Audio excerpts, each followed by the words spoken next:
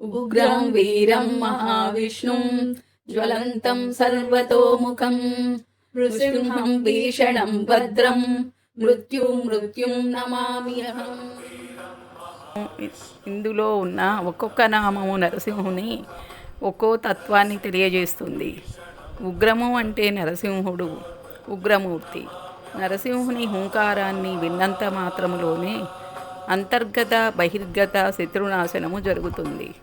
వీరము అంటే సకల కార్యకారణాలకు మూలంగా ఉన్న శక్తినే వీరము అంటారు.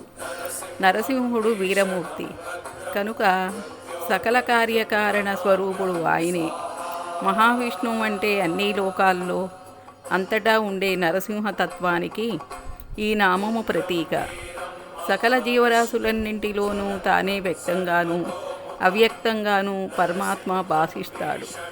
జ్వలంతము అంటే సకల లోకాల్లో సర్వాత్మల్లో తన తేజస్సును ప్రకాశింపజేయటము ద్వారా వాటి ప్రకాశానికి కారణమైన తత్వమే జ్వలంత శబ్దానికి అర్థము.